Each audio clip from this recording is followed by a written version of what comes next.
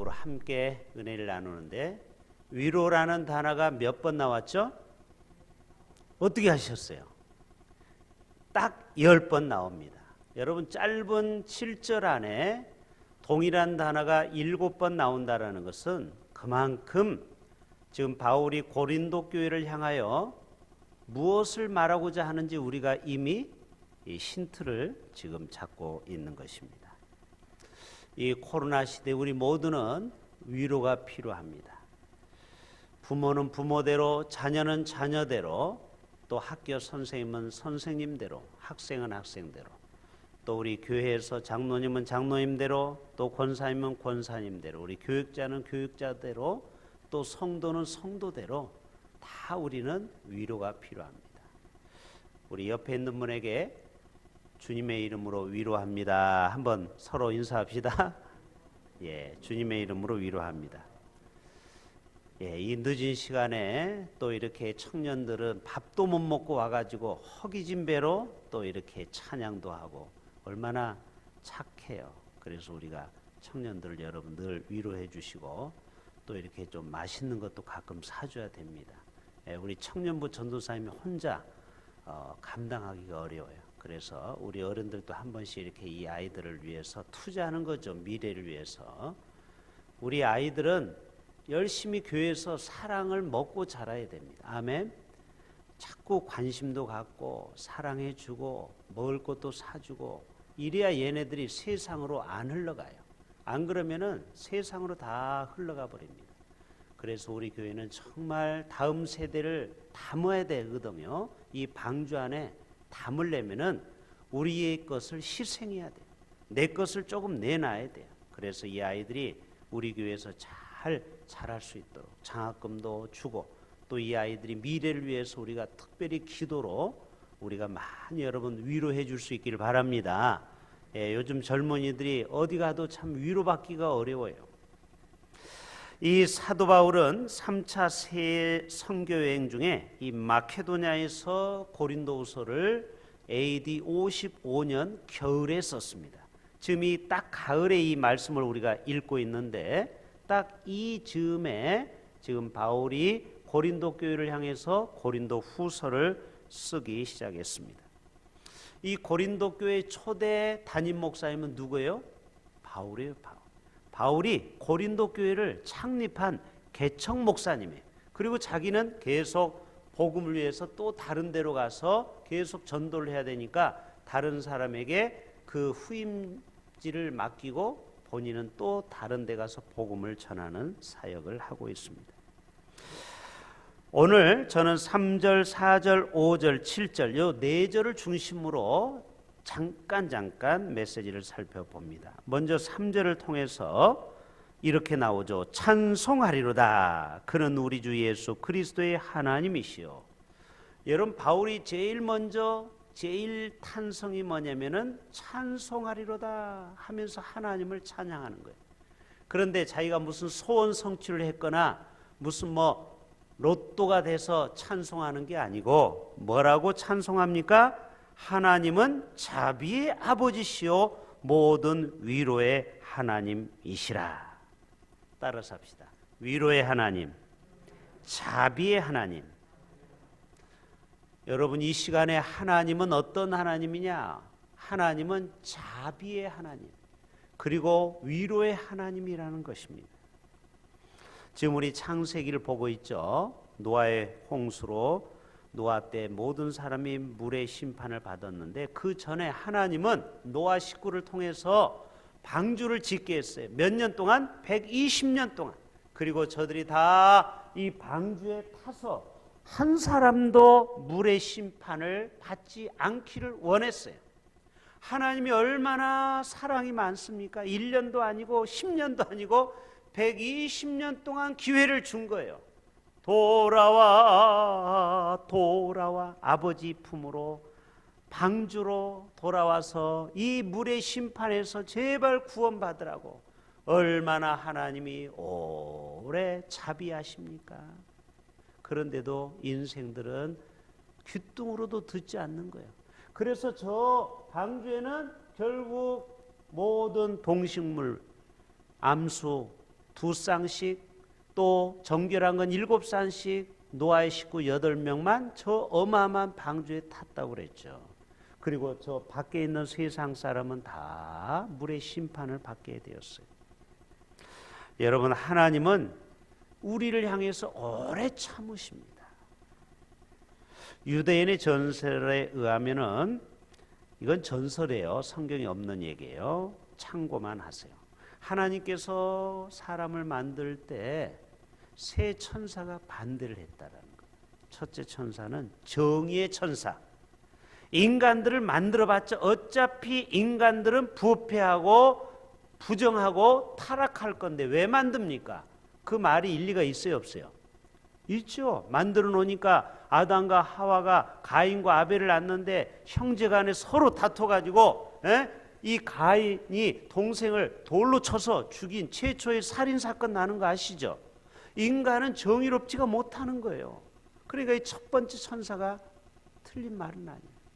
두 번째 천사가 말합니다. 진리의 천사. 인간들을 절대 만들면 안 됩니다. 인간들은 입만 떼면 거짓말을 합니다. 진실하지 못합니다.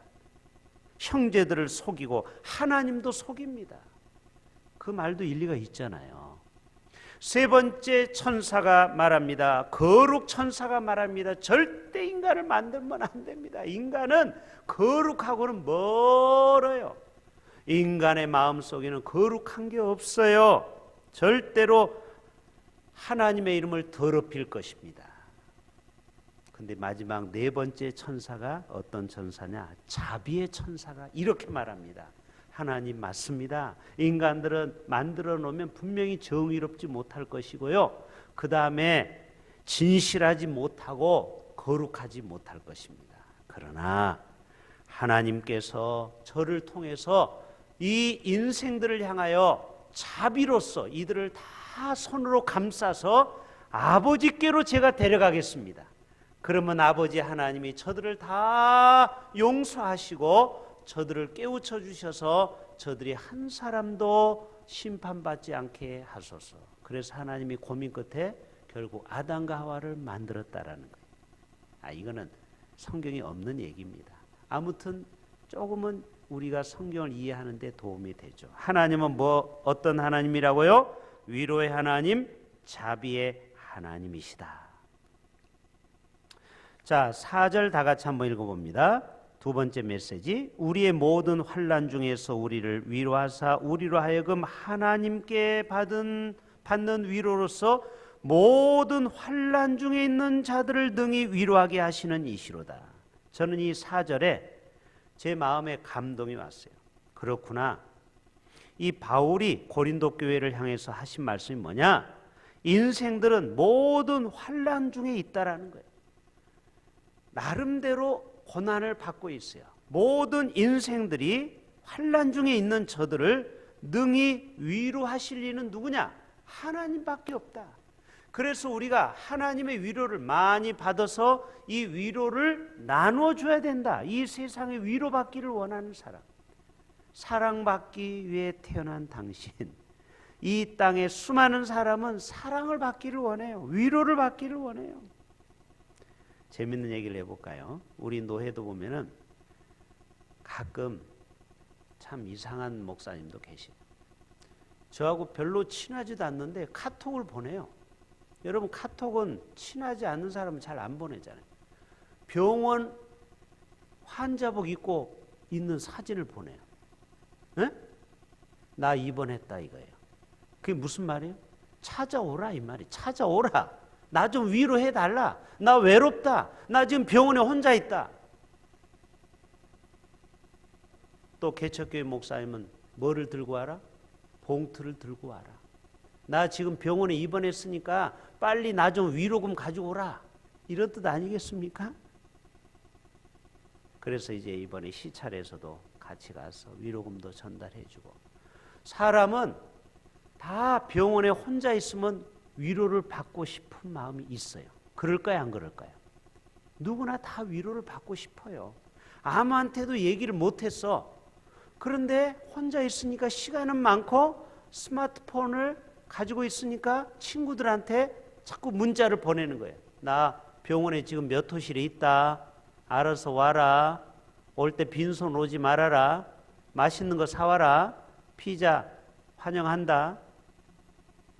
여러분, 인간의 마음은 다 똑같아요. 우리 아들이 오늘 카톡이 왔어요. 여러분, 서울에 있는 아들이 오는 이유는 뭐예요? 자기가 필요할 때 문자나 카톡을 보내잖아요. 우리 자식들은. 아빠, 나 지금 병원이야. 지금 허리가 조금 안 좋아서 일렉 기타를 많이 치니까 일렉이 무겁거든요. 학교에서 지금 음악 찬양단을 하고 있으니까. 그래서 이 찬양 순회를 많이 하다 보니까 수십 군데 여름에 전국을 다니면서 이 일렉을 가지고 찬양 인도를 해요. 그러니까 허리가 안 좋아.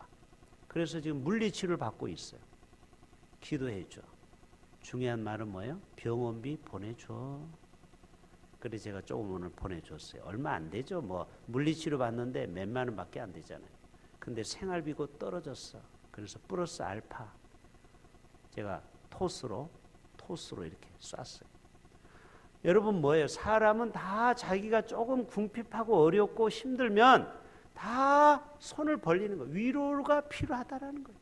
여러분, 오늘 또 우리 인생은 하나님께 위로를 받아야 될 줄로 믿습니다. 인간들은 한계가 있죠. 저도 자식을 도울 수 있지만 한계가 있죠. 제가 할 수 있는 만큼만 돕는 거예요. 그러나 하나님은 무한하신 사랑과 위로로 우리를 위로하고 도와주실 줄로 믿습니다. 그래서 오늘 위로에 대한 말씀을 하는 거예요. 모든 환난 당한 자를 능히 위로하실 수 있는 분이다. 여러분, 지구촌교회 아시죠? 이동훈 목사, 유명하신 분이죠. 그분이 은퇴하셨어요. 원로 목사님으로. 그런데 얼마 전에 둘째 아들이 죽어버렸어요. 미국에서 변호사인데, 잘 나가는 미국의 변호사인데 아들이 외자예요. 이범. 아빠는 이동원 목사고 자기 아들은 이범, 외자인데 그만 젊은 30, 40대 아들이 미국에서 잘 나가는 변호사가 결국 암투병하다가 죽고 말았어요. 그가 장례식에서 10가지 감사를 했습니다. 그 몇 가지를 소개할게요. 하나님, 우리 아들이 이 지독한 암의 통증에서 해방되니 감사합니다. 영광의 나라 천국에 입성하니 감사합니다. 그동안 유머가 많았던 아들을 통해서 우리 가족이 많이 웃었습니다. 감사합니다. 아들의 고통을 통해 예수님을 내어주신 하늘 아버지의 고통을 알게 하시니 감사합니다. 아들의 암투병을 통해 수많은 암 환자의 고통을 이해하게 하시니 감사합니다. 여러분, 목사도 설교를 이렇게 제가 하지만 내가 암을 알아보지 않았잖아요. 그러니까 암에 걸린 환자를 내가 신방을 가도 머리로만 그분을 위로하는 거예요. 근데 자기는 아들을 암으로 잃어봤잖아요. 그러니까 암에 고통받는 성도를 이제 더 깊이 깨닫게 되었다라는 거예요. 또한 자식을 먼저 떠나보낸 수많은 부모들의 고통을 알게 하시니 감사합니다. 여러분, 하나님의 때때로 우리에게 고통과 고난을 주는 이유가 뭔지 아세요? 네가 그 고통과 고난을 철저히 깨달음으로 너는 다른 사람을 위로하라는 것입니다. 아멘. 틀림이 없는 사실이에요. 제 주변에도 자식을 먼저 앞세운 사람이 많이 있어요. 그분들은 사명이 있어요. 그 아픔을 자기는 겪어봤잖아요, 미리. 그렇기 때문에 다른 사람의 자식을 잃은 사람을 제일 먼저 위로할 수 있어요. 어떤 말보다도 그런 사람이 가서 위로하면요, 제깍 드는 거예요. 왜? 다른 사람은 말로 집사님, 권사님 위로합니다. 하지만 이 사람은 집사님, 저도 자식을 잃어봤습니다. 여러분, 이런 말만큼 얼마나 큰 위로가 되겠습니까? 그래서 여러분, 고난도 이유 없는 고난이 없습니다. 때때로 우리가 다 이 땅에 고난과 어려움을 당하는데 그것은 여러분을 다른 사람을 위로하라는 하나님이 여러분에게 사명을 주신 줄 알고 많은 사람을 위로하는 위로자가 되시기를 축복합니다. 오늘 바울이 말씀하는 거예요. 하나님께 받은 위로로 모든 환난 당한 자를 능히 위로할 수 있느니라. CBS에서 새롭게 하옵소서가 저는 매일 한 편씩 봐요. 왜 그러냐면 거기에 보면 정말 눈물 없이 들을 수 없는 내용이 많아요. 김병년 목사님, 개척교회 20년 차 목사님인데 그 사모님이 16년 전에 셋째 딸을 낳았어요. 자, 첫째는 딸, 둘째는 아들, 셋째는 딸. 몇 점이에요? 다시 첫 번째 딸 낳았어요. 딸미천 재산 아닙니까? 근데 또 아들도 낳았어요. 대단하죠. 근데 또 딸을 낳았어요. 이거는 400점이에요. 400점. 딸 놓고 아들 낳고 또 딸 낳았으니까 얼마나 좋겠어요. 예? 저는 딸도 없는데 딸을 둘씩이나 낳고 살림 미천.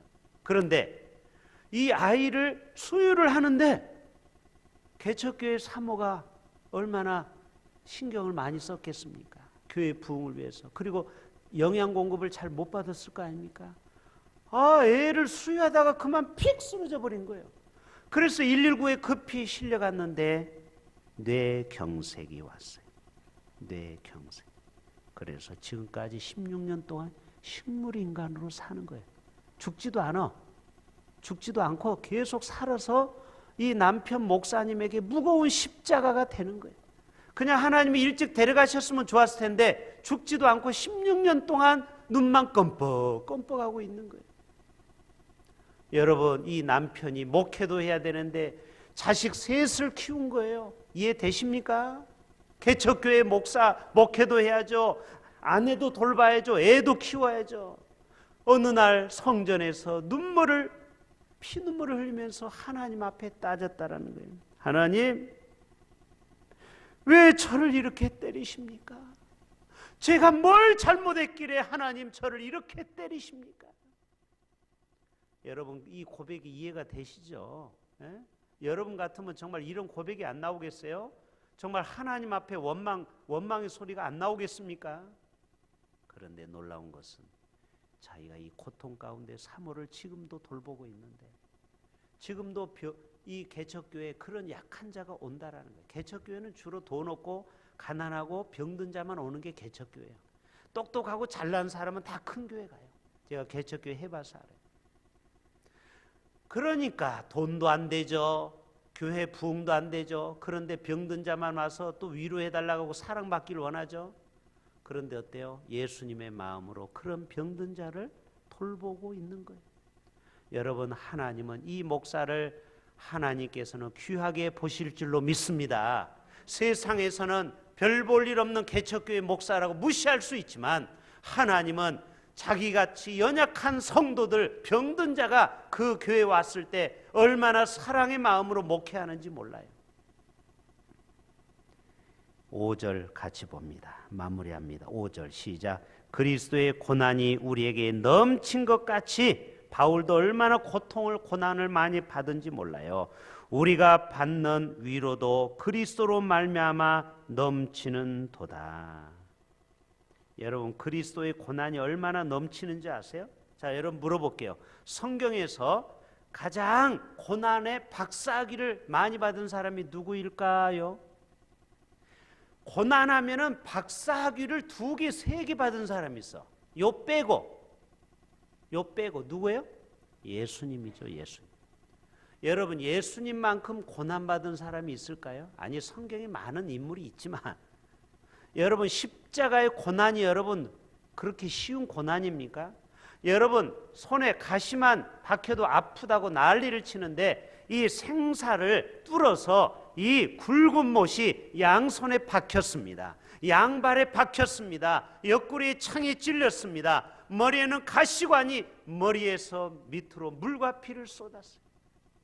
지금 여러분이 고통당하는 거는요, 예수님이 십자가의 고난에 비교하면 안 돼요. 지금 100만 분의 1밖에 안 돼요. 여러분이 당하는 고통이 대단한 것 같죠? 주님의 십자가의 고난을 여러분 깊이 묵상하실 수 있기를 바랍니다. 왜 교회에 저 십자가를 걸어놨어요? 저게 뭐 그냥 폼으로 걸어놨습니까? 여러분이 매일 와서 제일 먼저 강단을 쳐다보고 저 십자가를 보고 매일 여러분 자신을 십자가에 못 박을 수 있기를 바랍니다. 여러분의 성질, 여러분의 혈기, 여러분의 자존심, 인간적인 생각 다 저 십자가 예수님이 이미 2000년 전에 자신을 다 우리를 위해서 죽어주셨잖아요.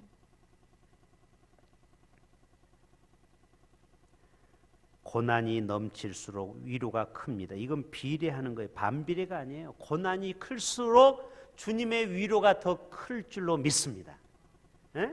상처가 클수록 주님의 위로와 사랑이 더 크는 거예요. 그래서 욥기 5장을 보면은 하나님은 아프게 하시다가 싸매시며 상하게 하시다가 그의 손으로 고치시나니 6가지 환난에서 너를 구원하시며 7가지 환난이라도 그 재앙이 내게 미치지 아니하리로다. 아멘. 내가 가는 길을 그가 하시나니 그가 나를 단련하신 후에는 내가 정금같이 나가리로다. 이 유명한 욥기 23장 10절 말씀 여러분 기억하셔야 됩니다.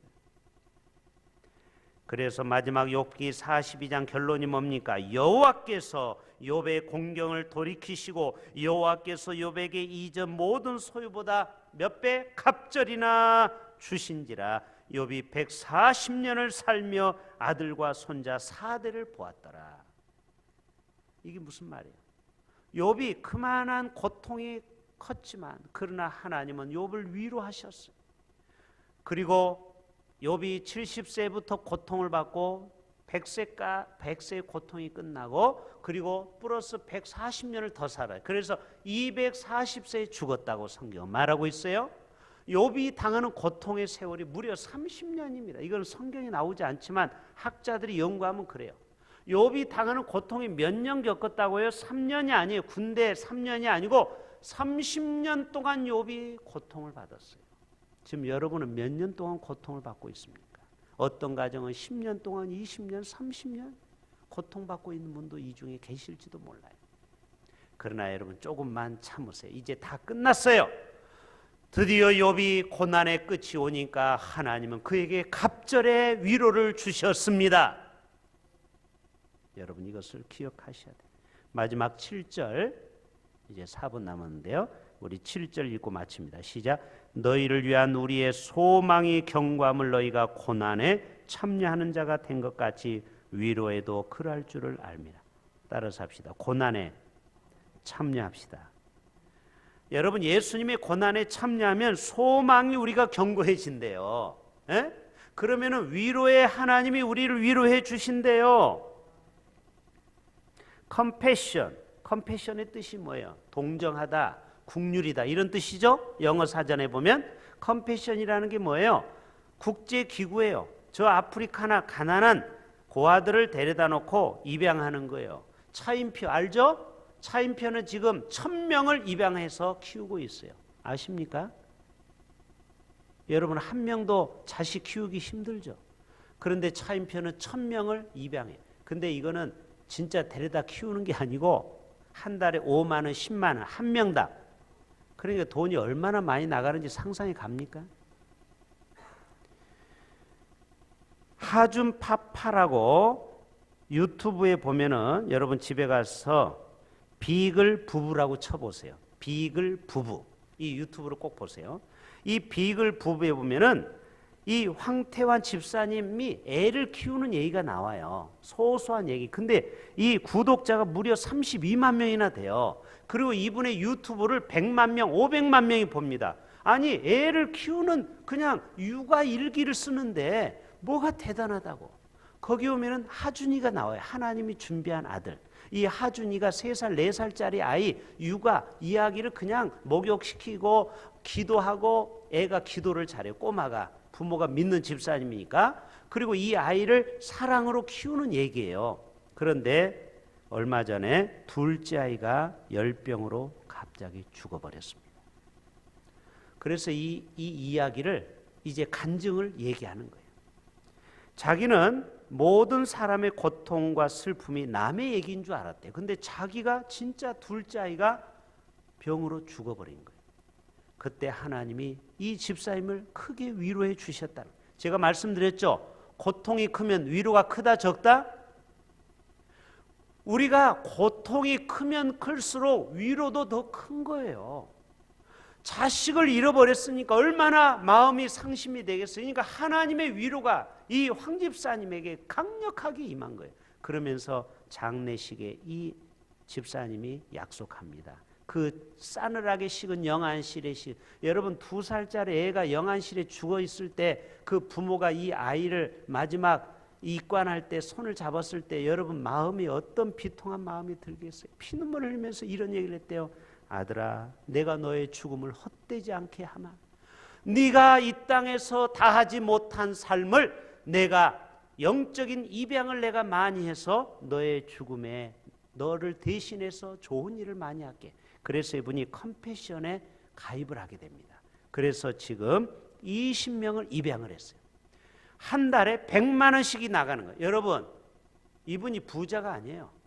그런데 이 둘째 아들의 죽음이 헛되지 않기 위해서 그 고통, 고난에 동참하겠다라는 거예요. 아프리카에 굶어 죽어가는 아이를 20명을 입양해서 이 아이가 대학생 될 때까지 계속 생활비를 보내는 거예요.